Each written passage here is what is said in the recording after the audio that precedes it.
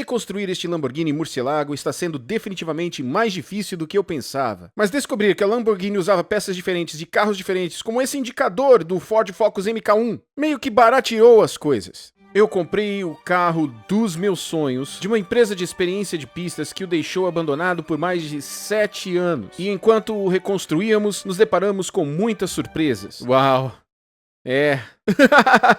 Eles apertaram com os dedos o que acabamos de descobrir, o que está prestes a salvar uma grana grande.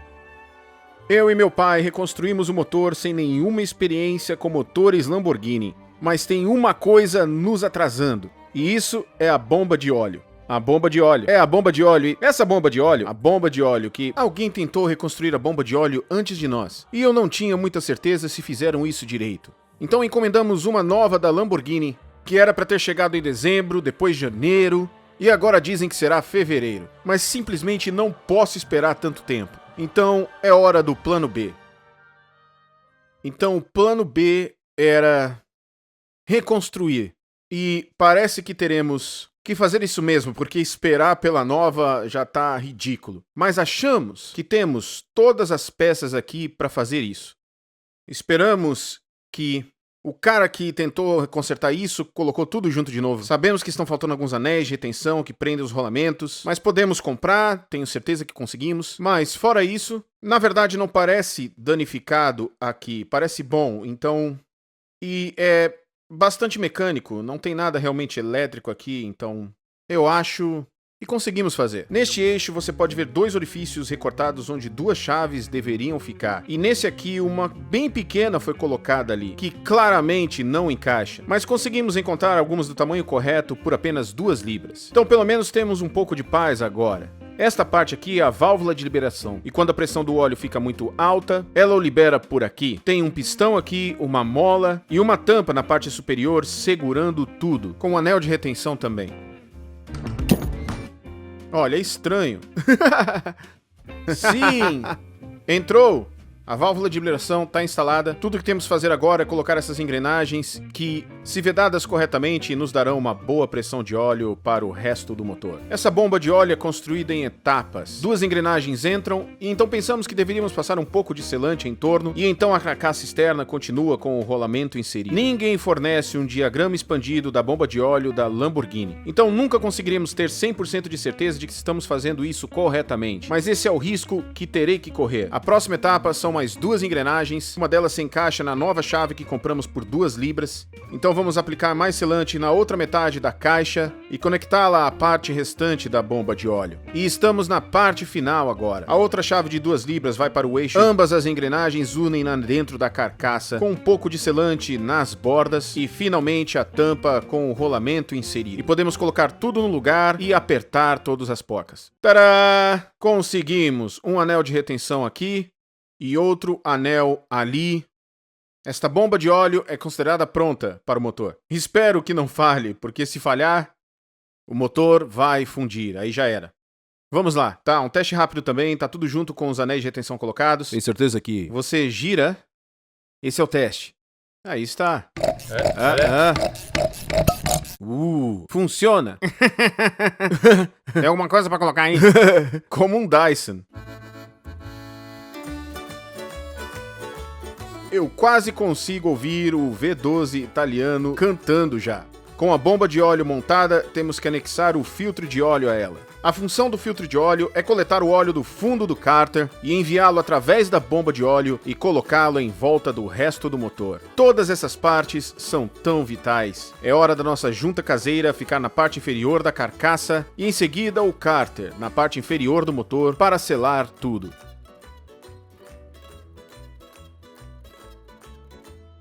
E é praticamente isso que temos que fazer na metade inferior do motor. E então podemos virá-lo e começar a terminar o resto dele. A bomba de óleo finalmente está ligada depois de tanto tempo de espera. Agora temos que colocar essa roda dentada em cima, colocar a corrente embaixo e depois finalmente colocar as cabeças com a corrente. e seguir em frente, mas tá ficando bom, até agora. E a bomba de óleo é acionada por corrente, de modo que uma fica na extremidade dela e uma outra corrente vai dessa roda dentada para a outra roda dentada na manivela. E enquanto fazíamos isso, acabou a luz na mecânica, então tivemos que fazer o resto no escuro. Mas isso não nos impediu.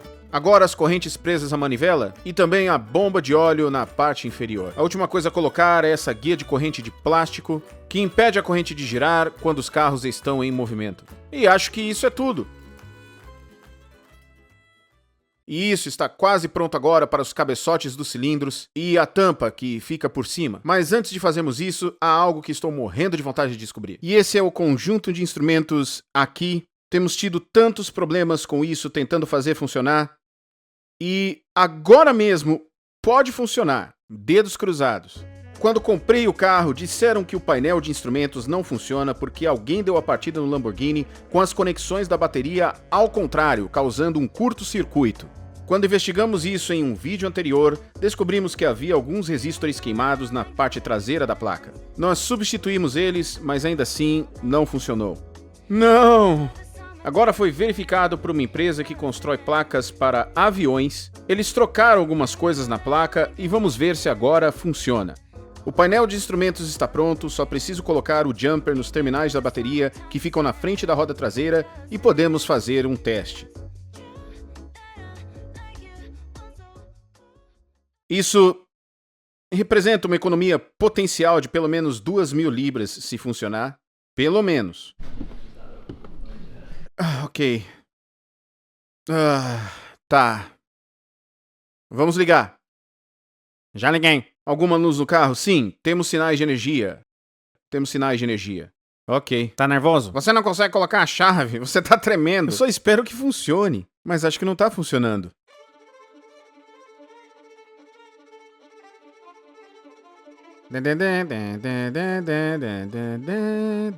Nada ligou. Bom... Não tá funcionando. Por que não funciona? Sabe quem é? Tá, o quê? Tá quebrado. O Chris pode estar certo. Pode estar quebrado. E como o painel de instrumentos não está funcionando, ainda não temos a menor ideia da quilometragem desse carro. Mas podemos ter uma boa compreensão disso verificando o carro no Car Vertical. Se eu colocar a placa do Murcielago no Car Vertical, ele coletará dados de todo mundo para me dar o máximo de conhecimento possível sobre este carro. E isso funciona em mais de 20 países diferentes. A boa notícia é que temos todas as marcas verdes em cima. Então não houve adulteração, não foi reportado como roubado, nunca sofreu um acidente e não há financiamento pendente. Quando percorro o relatório, posso ver todas as vezes em que ele passou pela revisão, ou se teve mudança de registro, ou até mesmo mudança de propriedade. Mas a parte que quero saber é a quilometragem. E o último registro desse carro na rua foi em 2009, foi 78.698 milhas. Depois ficou alguns anos na pista, antes de ter sido abandonado no galpão. Então eu suspeitaria que tem cerca de 80.000 milhas. E não é só isso, se você verificar um carro e descobrir que ele sofreu um acidente, como esse Porsche aqui, vai aparecer uma luz amarela. Se ele foi leiloado em um leilão de acidente de carro, ele vai até mostrar as fotos do carro quando ele foi leiloado lá. Você pode ver as fotos desse Porsche. Esse aqui ficou bem ruim. Então para checar seu carro, o carro de um amigo ou o carro que você está prestes a comprar, clique no link na descrição abaixo, use Car Vertical e na finalização da compra, digite o código MATT. Ele vai te dar um bom desconto e com certeza evitará que você compre uma furada. Vamos checar esse painel de instrumentos. Bom, dessa vez não tive sucesso, mas acho que tenho algo que pode aliviar o clima. É algo muito pequeno, mas tudo isso conta. Depois de reformar todo o interior, ainda havia uma coisa que estava quebrada. E era esse cinzeiro aqui. Tá quebrado em cima, todos os clipes estão quebrados, ele tá um pouco desgastado e ele simplesmente não tá legal. Agora, a Lamborghini vende o cinzeiro em duas partes separadas. O próprio cinzeiro e a tampa. O cinzeiro número 18 aqui, na verdade, custaria 301 libras e 75 centavos da Lamborghini. E essa é apenas essa parte aqui. E não termina aí, não termina aí. Se quiser a capa do cinzeiro também, olha só, número 17, a capa do cinzeiro, 211 libras e 28 centavos. E ainda por cima, se quiser uma capa de fibra de carbono, só a capa em fibra de carbono, vai te custar 2.658 libras e 64 centavos. Então na minha mão agora, que está quebrado, tem cerca de 500 libras em peças. Mas se olharmos embaixo do cinzeiro, não podemos apenas ver o logotipo da Audi ali em cima, mas também vemos o número da peça da Audi. E o número da peça corresponde ao cinzeiro do lado do passageiro traseiro de um Audi A6 2008. Então comprei um por 30 libras no eBay.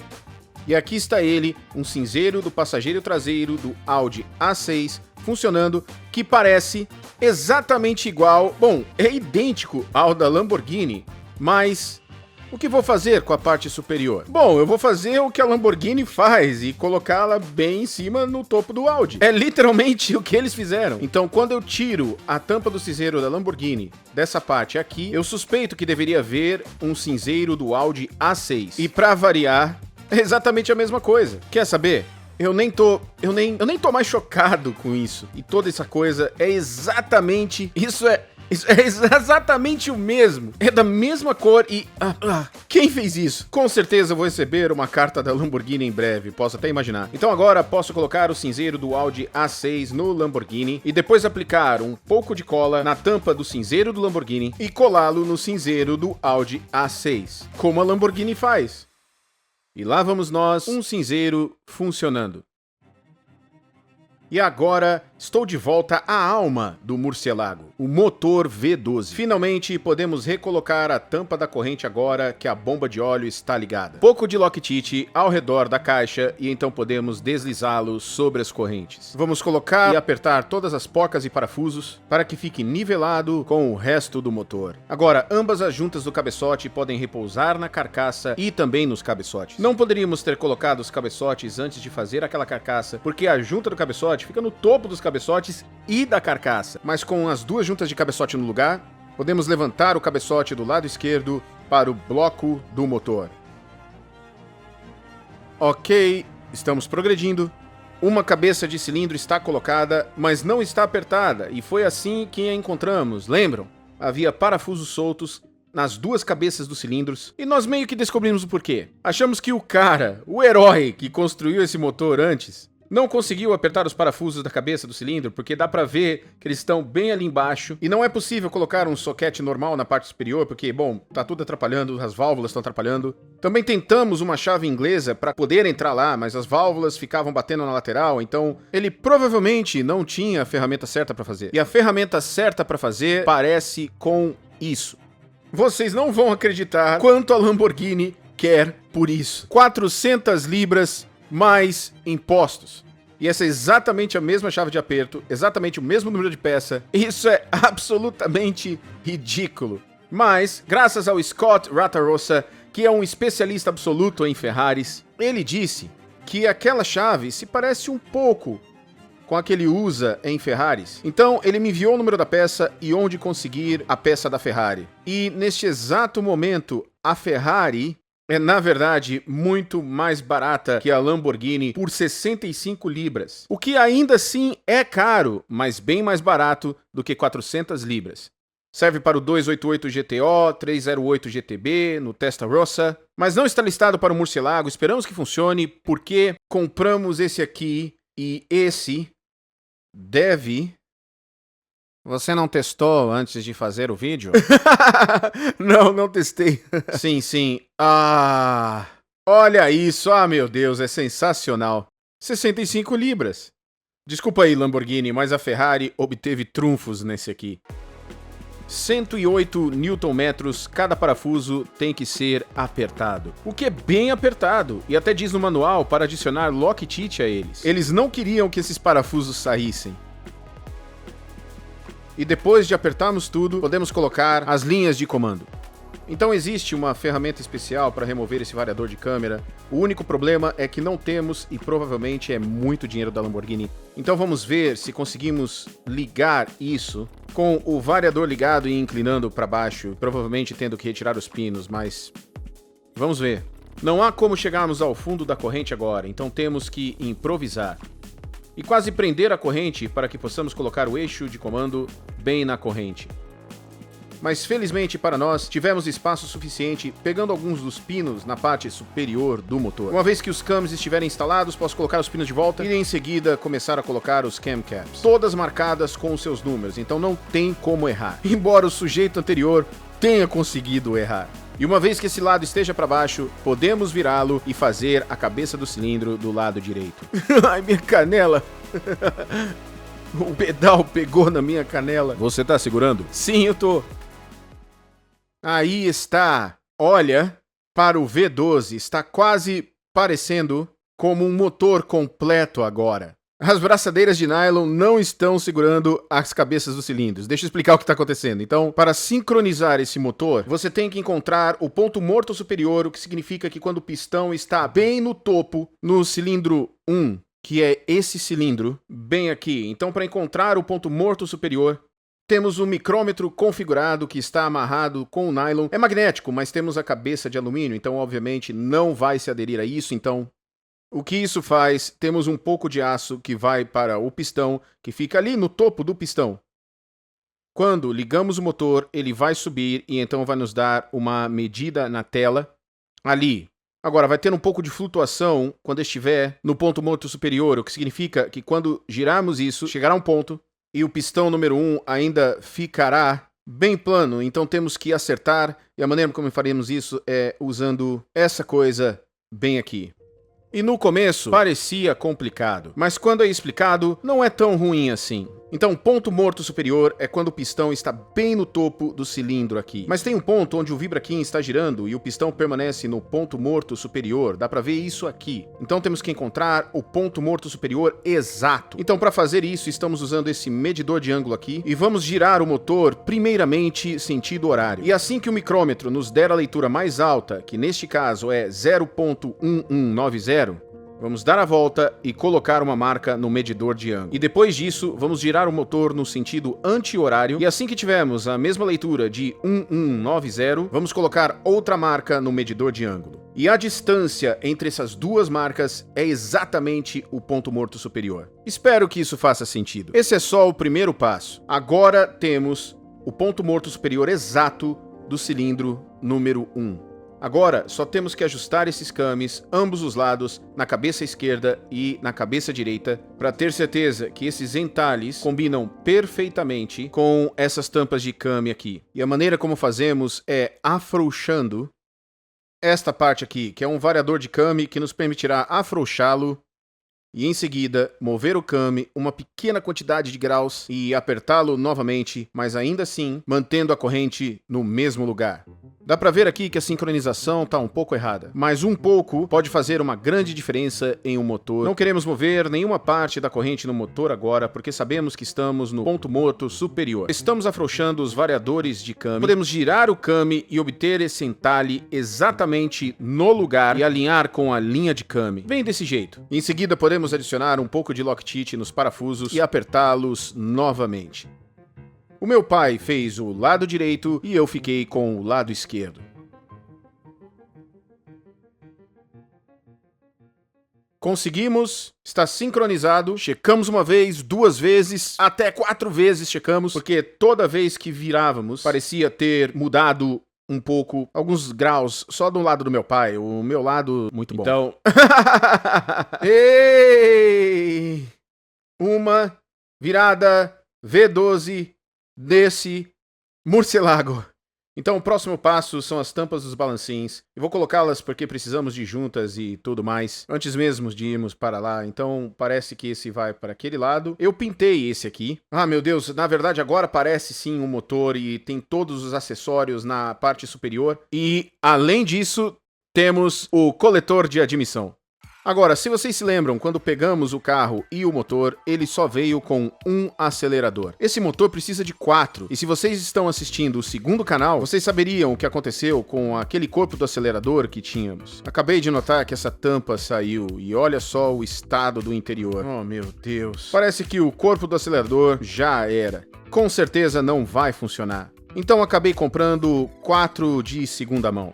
novíssimos. Um desses aceleradores custariam 1.655 libras e 56 centavos. Procurei no eBay e encontrei alguns de segunda mão que custavam um pouco menos de 1.000 libras. Então, economizei um pouquinho, mas nem tanto. Mas eu vou devolver esses aqui, porque o quebrado que temos, quando essa tampa caiu, encontrei esse número de peça dentro dele aqui. Pesquisei no Google e achei como um corpo de acelerador a gasolina do Volvo V70. E se você olhar direito, pode até ver o adesivo que está colado, e a Lamborghini só colou o adesivo deles bem no lugar onde o outro ficaria. 160 libras. Nem perto as 1.000 libras ou as 1.600 libras que a Lamborghini está cobrando. Então, se o acelerador da Volvo realmente funcionar, vamos economizar milhares de libras. Então vamos apenas cruzar os dedos para isso. Mas a boa notícia é que estamos um passo mais perto de finalmente ligar o motor V12. E se quiser ser a primeira pessoa a ligá-lo, estamos escolhendo um de vocês que adquira o moletom do Save the Manual ou as camisetas, com um link na caixa de descrição abaixo para descer e dar a primeira virada de chave. E se você quiser ser essa pessoa, pode comprar uma camiseta ou moletom no link da caixa de descrição abaixo. Muito obrigado por assistir esse vídeo e se gostou, se inscreva ali no botão, dá uma curtida e te vejo no próximo vídeo. Até mais! Bom, se o motor fundir, vamos culpar no corte de energia. Só precisamos apertar isso aqui. Like a drug that I just can't